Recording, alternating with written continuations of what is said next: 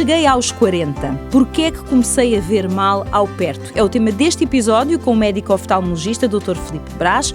O podcast Simpliflow tem o apoio da Essilor, a marca número 1 mundial em lentes oftálmicas. O meu convidado é médico oftalmologista, é professor e é coordenador do Serviço de Oftalmologia do Hospital da Cruz Vermelha em Lisboa. Olá, Filipe, muito bom dia, boa tarde, boa noite, enfim, Olá. Depende da hora que as pessoas nos ouçam. Já sei que não quero que trate por doutor, portanto vai ser por Filipe. Não próprio. Mas eu queria começar por, antes de falarmos de sintomas, de sinais e, enfim, de tudo aquilo que nos pode dar a perceber que nós estamos a ver mal ao perto, eu gostava de ir direto à questão. Quando nós falamos em ver mal ao perto, estamos a falar de presbiopia, é este o nome. Porquê é que perto dos 40, ou aos 40 e muitos, depende de cada caso, nós começamos a ver mal? O que é que se passa? No meu caso foi perto dos 50, olha, agora já tenho 54, foi perto dos 50. Mas há pessoas que ali à ronda dos 40 começam-se a queixar de ver mal ao perto. Porquê? Então, antes de mais, muito obrigado pelo convite para poder esclarecer este tema e dizer que a Fátima é uma sortuda porque conseguiu superar a presbiopia até perto dos 40 anos, até perto dos 50 anos. É verdade. Porque o que acontece geralmente é que nós temos um sistema de focagem dentro do olho e esse sistema de focagem depende de uma estrutura que nós temos dentro do olho chamado cristalino, que é no fundo como se fosse um pequeno termoço totalmente transparente e que vai alterando a sua curvatura e essa alteração da curvatura vai nos permitir focar ou desfocar a imagem conforme a distância. Nós podemos dizer que mais ou menos até aos 20 anos nós conseguimos focar e desfocar. O termo técnico é acomodar cerca de 8, 10 dioptrias, ou seja, se eu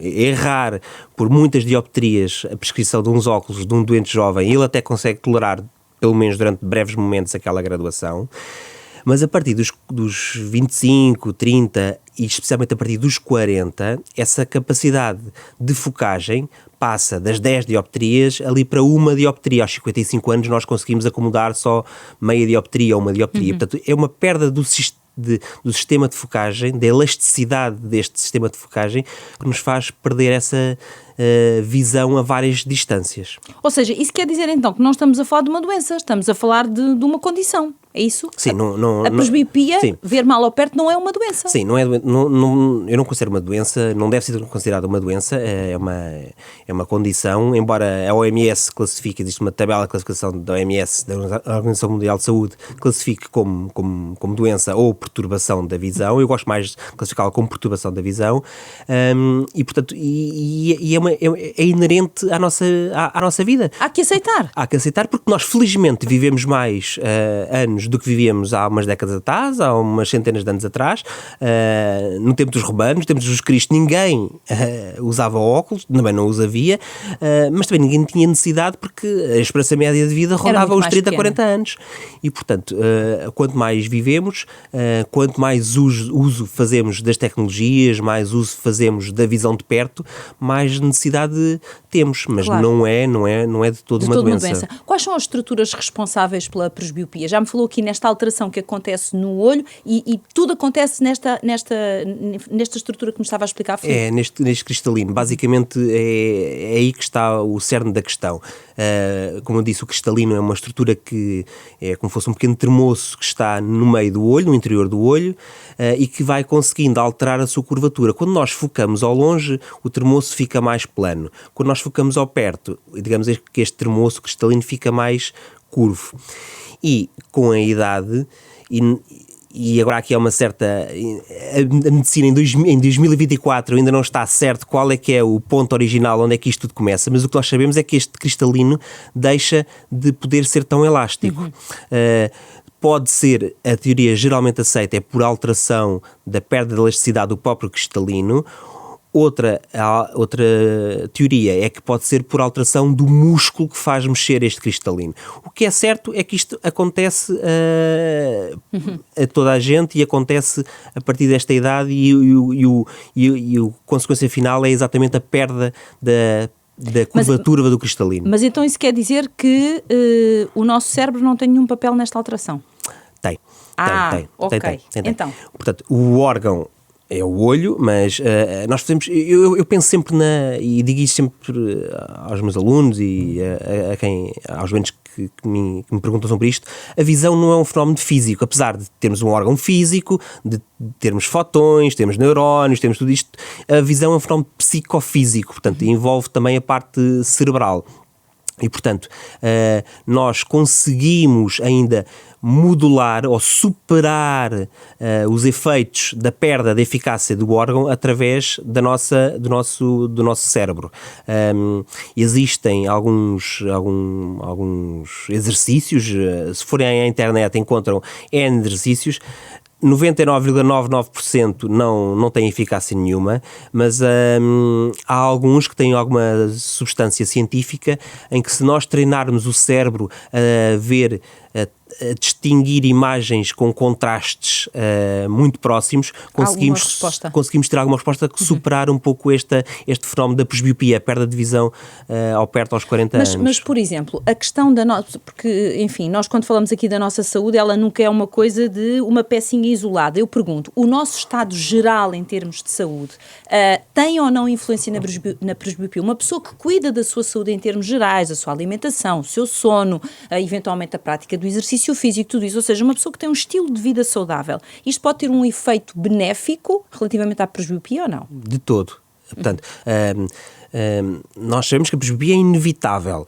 Ela vai acontecer. Ela vai acontecer. Não estamos a dizer o contrário. Nós sabemos que ela é mais precoce e é mais acentuada em doentes, por exemplo, doentes que sofrem de doenças crónicas, doenças oncológicas, pessoas que descansam pouco, que cuidam um pouco do seu exercício físico. Nós sabemos que nesses doentes a presbiopia acontece um pouco mais precocemente e, portanto, o estado geral influencia isto. Pessoas que passaram por internamentos recentes, pessoas que têm anemias. É muito comum a pessoa chegar ali aos 39 anos, 40 anos, dizer: eu via muito bem, fui internado, tive um problema qualquer, fui internado um mês e quando saí de lá, do hospital, não conseguia ver bem ao perto.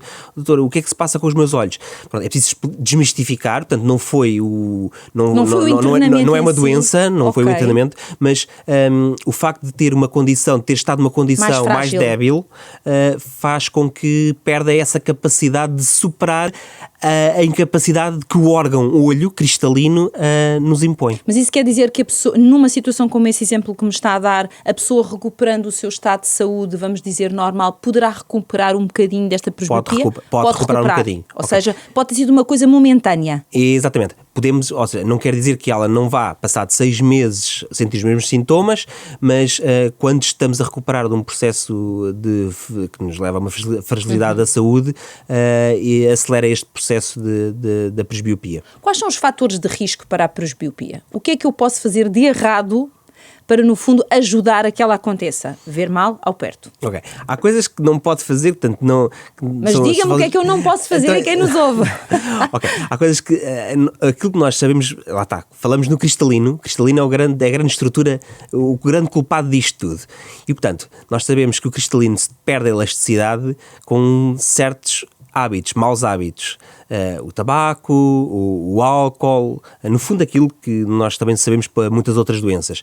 As radiações ultravioletas, portanto, é muito importante, e não é depois dos 40, não é depois do mal estar instalado que devemos proteger-nos das radiações ultravioletas. Também mas é mais importante quando somos jovens, quando temos 15, 20, 25 anos. Okay. Exatamente para não deixar este cristalino tão... exposto. Tão fragilizado. Okay. Tão fragilizado. Uhum. Depois, claro, há fatores de risco que não são modificáveis. Logo, a idade, pronto, todos nós... É inevitável. Vai acontecer, mais tarde ou mais cedo, tanto a idade não conseguimos modificar. Pessoas que já têm uma graduação, um erro refrativo que nós chamamos de hipermetropia, portanto, aquelas pessoas que, por natureza, antes dos 40... já veem mal ali a distância da televisão, ali perto de meia distância, portanto, esses geralmente têm uma presbiopia mais precoce, porque é enxertada em cima de uma certa dificuldade de visão ao perto que já tem. Uhum. O oposto acontece mesmo com os miúpes. Os miúpes, é terrível ser miúpe. Miúpe é a pessoa que vê mal ao longe, temos que ir aqui trazer. Exatamente. Okay. E, portanto, miúpe são aquelas pessoas que veem mal ao longe, mas depois veem muito bem ao perto. veem muito bem ao perto. É o normal, é o habitual, Filipe. O míope vê vê mal ao longe, mas pode ver muitíssimo bem ao perto. Exatamente, e vai atrasar este fenómeno e vai acabar por ver mal ao perto mais tarde, mas mais tarde do que os outros. Okay. Portanto, é o que eu digo sempre aos meus doentes: olha, a hipermetropia foi um tremendo aborrecimento durante 20 anos da sua vida, mas agora aos 40, 42, dá-lhe jeito, porque enquanto os seus amigos todos estão todos a afastar o telemóvel, os livros, tudo para conseguir ler, a senhora simplesmente consegue ver à distância normal, ou então, até mesmo tirando os óculos, ainda vê melhor. Portanto, mas em termos de fatores de risco modificáveis, serão esses os principais. Ou seja, não é que se possa fazer assim tanta coisa em termos de prevenção, por aquilo que eu estou a explicar. Ou seja, vamos lá ver se me faço entender. Obviamente que um estilo de vida saudável é aconselhável para qualquer pessoa, sim, para evitar, seja que patologia for. E aqui não estamos a falar de uma patologia, estamos a falar de uma condição. Mas isso é recomendável sempre. Mas o que eu digo é, no que toca aos nossos hábitos diários, não há assim tanta coisa que eu possa fazer para evitar um dia ser presbíope, porque, por aquilo que eu percebi, passados os 40, estou na linha de contagem para chegar ao dia em que pego nestas folhas. Bom, eu agora com o óculos já vejo bem, sem ele já não vejo assim tão bem, e vai acontecer. Portanto, é uma inevitabilidade, e se calhar também é bom as pessoas aceitarem isto naturalmente. Aceitarem, não é? Nós podemos há outras situações que nos fazem acelerar este processo de presbiopia. Por exemplo, pessoas que tomam antidepressivos, pessoas que tomam antipsicóticos. Essas podem ter presbiopia mais cedo, Filipe? Podem ter presbiopia mais cedo, okay, porque alguns destes medicamentos têm efeito exatamente a nível do cristalino, na alteração da forma do cristalino, portanto não permitem que ele curve tanto, que ele fique tão curvado. E, portanto, é preciso explicar que doentes que têm este tipo de patologias, por exemplo, doentes que têm esclerose múltipla, que é uma doença que ataca o sistema nervoso central, tem muitas consequências, e uma delas é exatamente ter uma presbiopia mais precoce.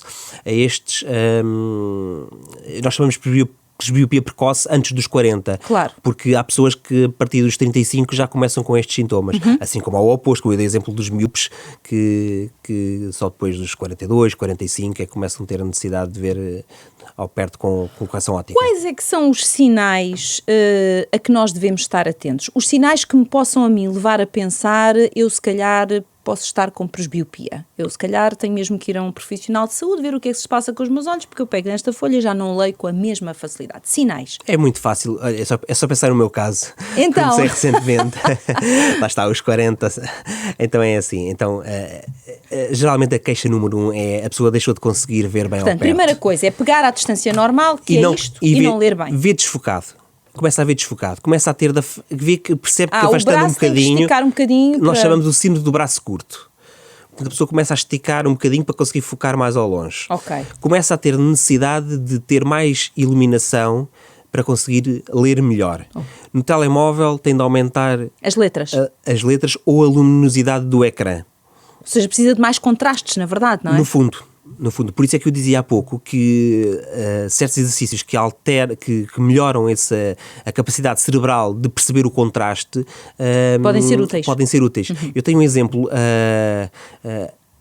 que me lembro, tenho mais alguns, mas este é paradigmático, é de um doente alemão que em jovem ia para a Serra de Sintra, isto é curioso, mas o que é realidade, ia para a Serra de Sintra e ia tentar perceber os contrastes ali ao lusco-fusco e durante a noite das árvores, da paisagem. No fundo ele dizia que era para treinar os olhos. Okay. E o que é certo é que o senhor tem mais de 60 anos e consegue-me ler letras muito razoáveis, se calhar melhor do que eu. Ou seja, se calhar fez efetivamente uma prevenção que se revelou eficaz, não é? Exatamente. Portanto, o cérebro tem um papel importante nisto. E também e nós sabemos isso porquê? Porque também quando nós, podemos abordar isso mais à frente, um dos métodos de terapêutica da presbiopia é a colocação de lentes intraoculares ou a correção através de cirurgia. E para isso é preciso haver uma certa plasticidade do cérebro para conseguir utilizar estas lentes. Portanto, o cérebro tem aqui um um papel mesmo importante. Daí lá está, o estado geral, o mau estado geral, as anemias, as doenças oncológicas, os internamentos, levam a que o cérebro não tenha esta plasticidade tão forte. Nós estávamos aqui a falar dos sinais e, portanto, se de repente eu tiver que, lá está, afastar as folhas, aumentar as letras do telemóvel, procurar mais contrastes, se calhar é porque estou com presbiopia, mas eu pergunto, e podem surgir sintomas associados? Pode haver sintomas físicos que também me levem a pensar que posso estar efetivamente com presbiopia? Sim, 2 grandes sintomas. O principal são as cefaleias. Geralmente, as dores de cabeça. Exatamente, as dores de cabeça, para simplificar. Portanto, dores de cabeça, geralmente aqui mais na região frontal, portanto, por cima dos olhos. Quando são dores de cabeça, noutras zonas da cabeça, geralmente não têm causa ocular. E o outro são as posições viciosas, quando nós damos por nós a colocar os papéis e os livros de determinada forma para conseguir ver melhor, a dar um jeitinho. Pronto, são esses 2 os grandes sintomas que as pessoas sentem. Ou seja, temos que estar no fundo atentos, quer esta questão das dores de cabeça, quer eventualmente alterações posturais, não é? Exatamente. Ou se de repente eu dou por mim a fazer isto para chegar mais perto do computador, se calhar é porque eu não estou efetivamente a ver bem, não é? Ou, neste caso, mesmo ao contrário, portanto, a afastar um bocadinho mais para conseguir ver melhor o computador. Exatamente, portanto, a criar mais distância. Portanto, quando nós começamos a perceber que estamos com posições viciosas, é porque provavelmente estamos aqui com um problema de visão. Eu não sei se é impressão minha, Filipe, mas saberá melhor do que eu, porque não só atendo muitos pacientes, como, enfim, também é professor, mas tenho a sensação que a presbiopia tem uma conotação negativa. Ninguém quer dizer que é presbíope. Ninguém quer dizer que agora tem que afastar as folhas para poder ver. Quais são os mitos associados? Porquê é que não queremos ser presbíopes? Porque está associada à velhice. E quando, no fundo, nós, 40 anos, hoje em dia... Somos mais do que novos, exatamente, não é? Portanto, 40 anos nós não somos velhos. Portanto, mas ninguém quer dizer que precisa dos óculos para ver ao perto. Não, porque todos nós lembramos das avós que... Com os óculos assim na ponta do nariz. Para cozer, para pegar na agulha, para enfiar a linha na agulha, e portanto está associado muito a esse mito. Agora, como a nossa esperança média de vida está perto dos 80 anos, quer dizer, os 40... Já vamos passar 40 anos presbíopes. Exatamente, portanto nós estamos na meia-idade. Portanto, existe aí um bocadinho aquele mito, e nós estamos sempre um bocadinho, quando prescrevemos óculos para a presbiopia, ou quando abordamos a questão da presbiopia com os doentes ficam sempre um bocadinho reticentes a dizer, mas será que é preciso já? Pronto, e quando é preciso mesmo. Quando não é preciso, dizemos ao doente, não, pode tolerar, aguardar mais 6 meses, 1 ano e reavaliamos. Mas ninguém aceita... Porque é sinal de velhice, para as pessoas, na cabeça das pessoas. Dou-lhe o meu exemplo pessoal. Não me diga que precisa de óculos e não está a usar. Tenho-os na mochila, na pasta, mas porque nós associamos a isto, tá? E depois é desconfortável. Alguém que vê bem ao longe, alguém que vê bem, fez sempre a sua vida bem sem óculos, de repente está a necessitar de um acessório, e é preciso nós mentalizar-nos que é mesmo necessário. Eu estou a meter-me consigo, mas eu vou contar o meu testemunho, porque até faço questão de o contar. À medida que os anos foram passando, eu também fui tendo as minhas dificuldades, mas em negação absoluta. Exato. Atenção, a minha filha, que sempre usou óculos, dizia-me: mãe, tu tens que ter consciência que tu já estás a ver mal ao perto e tu estás em negação. E eu em mais negação fiquei, porque provavelmente tinha exatamente a mesma ideia, que era, quer dizer, eu se assumo que estou a ver mal ao perto, tenho que assumir que estou a ficar mais velha. E claro que estou a ficar mais velha inevitavelmente. Mas eu acho que fiquei ali em negação um período, até que, mas eu aguentei muito bem, foi até talvez porque faço muita vida ao ar livre, que também ajuda, etc.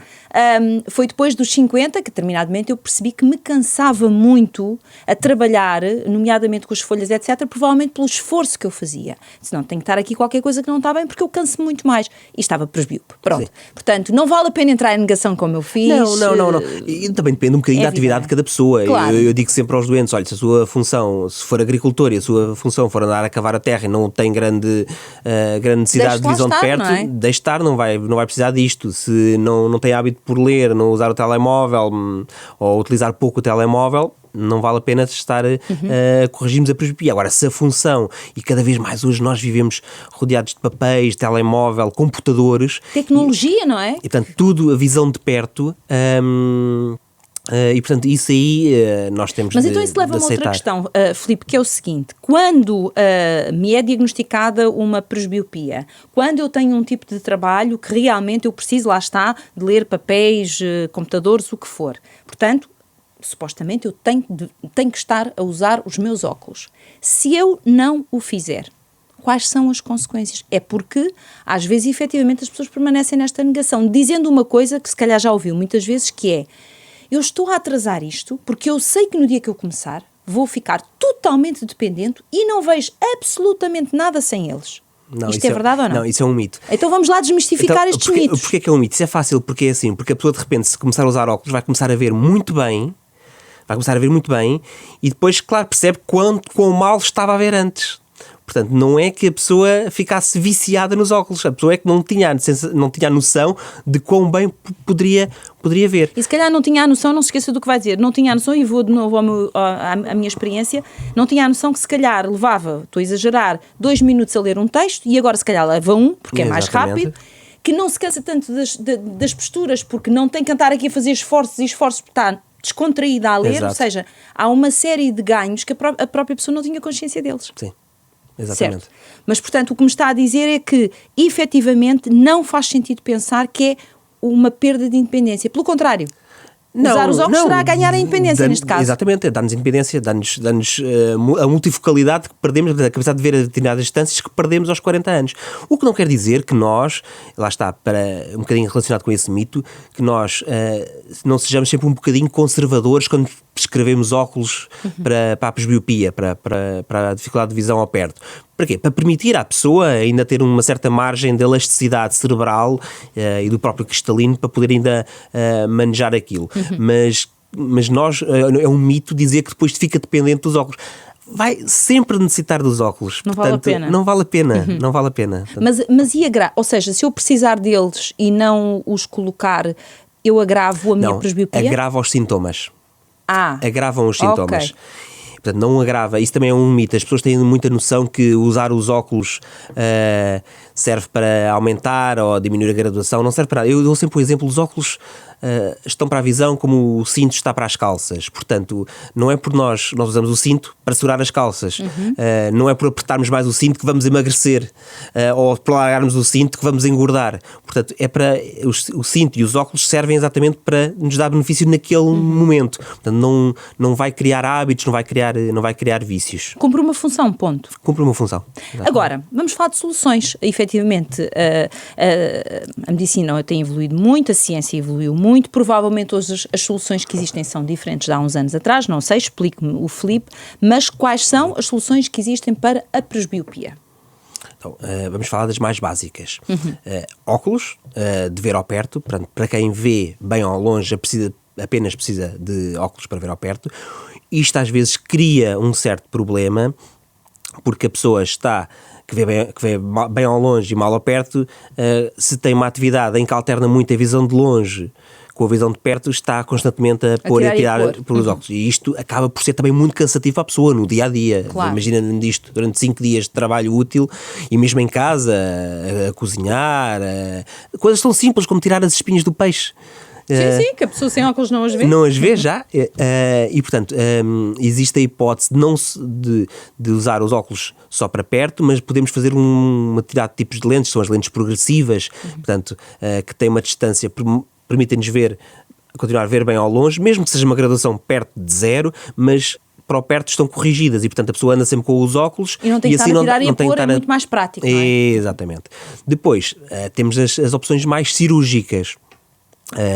Mas sem ser as lentes de óculos, existem lentes, existem lentes de contacto. De contacto podemos também? Podemos também tentar usar as lentes de contacto. Há pessoas que não gostam de usar óculos, mas pronto. Não, e hoje em dia os laboratórios de lentes de contacto também têm lentes de contacto, chamadas lentes de contacto multifocais, exatamente porque dão esta multifocalidade, que funcionam melhor nos míopes do que nos hipermétropes, mas funcionam relativamente bem, não sendo tão bons quanto os óculos, regra geral. Os óculos, apesar de tudo, são mais eficazes. Sim, os doentes não ficam tão satisfeitos com lentes de contacto multifocais do que com um bom par de óculos, mas permite que a pessoa tenha, portanto, são lentes de contacto que permitem ver a várias distâncias. Podemos até fazer uma outra coisa, que é a chamada monovisão, que é graduar um olho para ver bem ao longe e o outro, nós temos sempre um olho dominante e um olho não dominante. Temos um olho dominante, quem é militar percebe isto, é o olho com que faz a mira, e que esse graduamos para longe. E o outro olho não dominante graduamos para perto. E há pessoas que conseguem se adaptar a isto, portanto, lá está, é preciso ter uma certa plasticidade cerebral para conseguir utilizar isto. E, portanto, um olho regulado para longe, o outro regulado para perto, e a pessoa vai usando cada um dos olhos para determinadas distâncias. Claro que pode perder um pouco de visão de 3D, mas há pessoas que preferem isso do que simplesmente estarem com óculos ou com outro tipo de lentes. Na cirurgia também podemos fazer isso, também podemos regular um olho para longe e o outro para perto.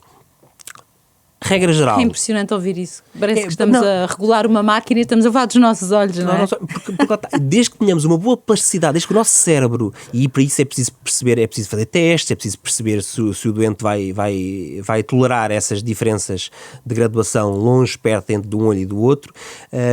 Mas dizia eu que cirurgicamente ainda temos a opção, hoje em dia cada vez mais corrente e mais fidedigna, com melhores resultados, da colocação de lentes intraoculares. Ou seja, nós temos uma dificuldade em a ver ao longe. Também estamos com dificuldade a ver ao perto. Existem lentes, são também as lentes de contacto, as lentes multifocais, intraoculares multifocais, que nos permitem ver ambas as distâncias, mesmo antes de termos outra patologia dentro do cristalino. Porque existe outra patologia, que acontece um pouco mais tarde dos 40, que são as cataratas.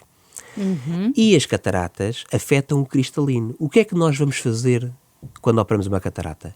Tiramos o interior deste termoço, que é a catarata, e colocamos lá uma lente.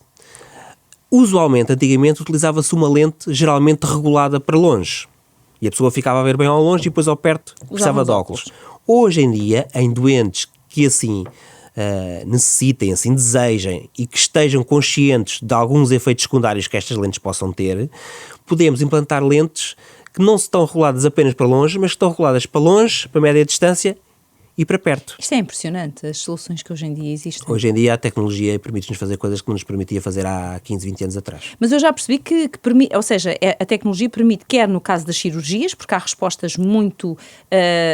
passa a redundância, cirúrgicas para cada caso, não é? Mas nos óculos também. Mas a nível de óculos, Sim, porque aquilo que me está a dizer é que, na verdade, para cada paciente pode-se efetivamente fazer lentes únicas que correspondam exatamente às necessidades daquele paciente. Exatamente. Portanto, não é uma chapa 4. O que me leva aqui a uma questão que me preocupa, que é, e bom, e assim então não imagino, mas como o Filipe sabe, há pessoas que tomam a iniciativa de ir a uma livraria, ir a um supermercado, enfim, uma loja qualquer, e autoprescrevem elas os óculos que elas acham que precisam, normalmente é para ver ao perto. Vão lá, experimentam assim uns quantos, dizem, estes é que são os bons.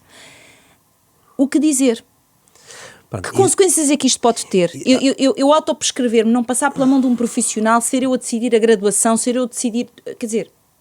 Até pode resultar muito bem se tiver a sorte da graduação ser igual nos dois olhos. Para não falar da qualidade das lentes. Mas já lá vamos.